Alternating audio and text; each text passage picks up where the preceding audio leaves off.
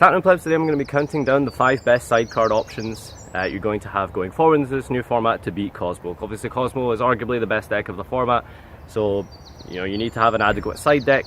On top of that, as I go down this list, bear in mind it's going to be dependent on what deck you're playing personally and whether or not you're going first or second, so the choices obviously depend on these conditions.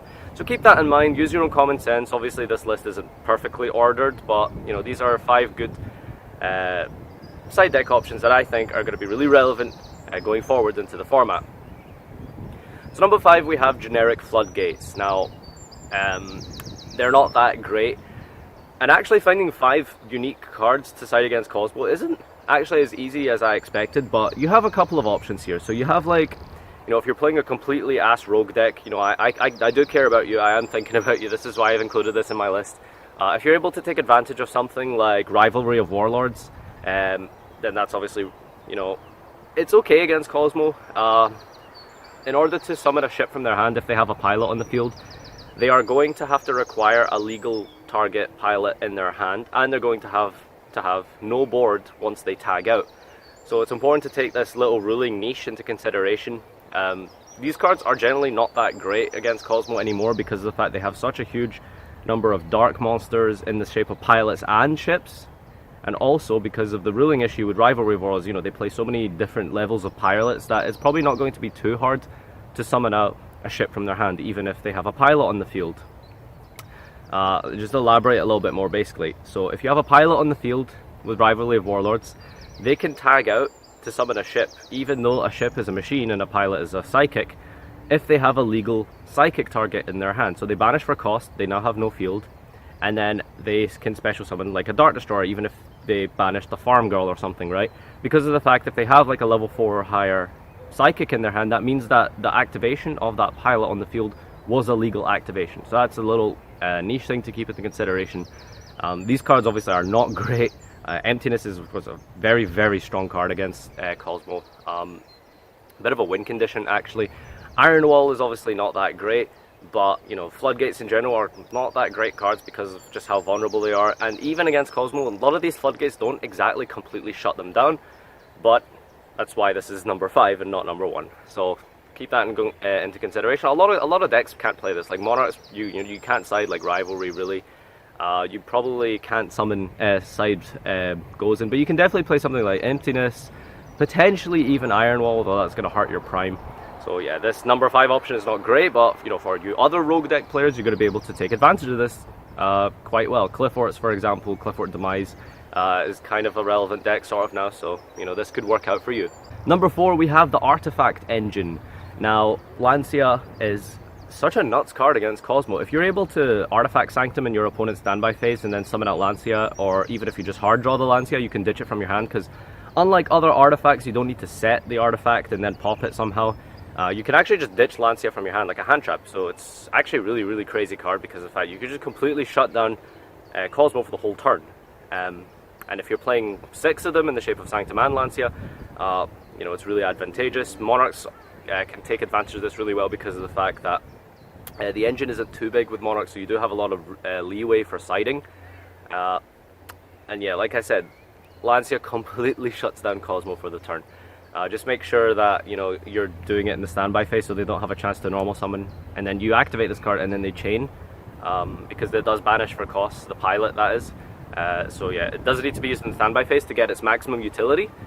But like I said, it's such a nuts card against Kozmo, I'm pretty sure they will just have to pass at that stage. So number 3, we have the Fiends. Now, Burning Abyss can even play this, but obviously this is mostly aimed at Monarchs. You should probably be maining 1 Majesty's Fiend anyway, but if you're able to side more, even things like Vanity's Fiend, which is arguably a little bit better than Majesty's Fiend against Kozmo. There's a lot of Kozmo outs to Majesty's Fiend, like for example, you can Call of the Haunted, something from the graveyard. If you have Fire King Island, you can special summon the Baby Garunix from your hand, and then normal summon a level 3 and overlay to get Acid Golem to out the Majesty's Fiend. Whoa, that's a bee. Okay, sorry, that was a bee chasing me. But yeah, so the Fiends are really good because of the fact that they can essentially just shut down Kozmo for the whole turn. Majesty's Fiend does have a few outs, but obviously Majesty's Fiend is offset with that disadvantage because of the fact it's searchable through Return of the Monarchs. With Burning Abyss, you're probably just better off playing like Vanity's Fiend or something. And the only real out they would have, I think, would be is like a Kozmo. So yeah, very strong, powerful floodgates. So that's why they're at number 3. Number 2, we have Maxie. Maxie has always been a relevant card at some stage in the game. It's always going to have its place somewhere in the meta at some point in time.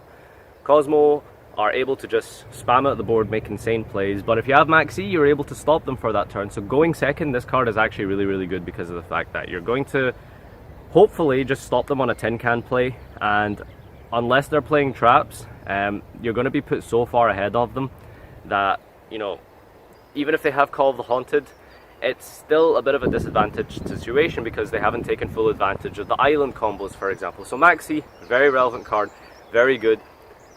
Forces them to think about their plays. Should they keep going? Should they stop? So, and obviously the advantage is Maxie can be played in any deck. Literally any deck can play Maxie. Card is really, really good, and this is why I think it's always been relevant, but it's more relevant now than ever against Kozmo because of the high special summoning ceiling. So Maxie is what I've decided to put down as number 2.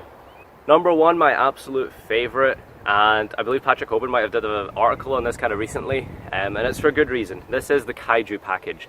The Kaiju package is very, very good because of the fact that the Kaiju monsters themselves are able to tribute themselves over your opponent's ships and Dart Destroyer, Infinity, whatever the hell they've got up first turn.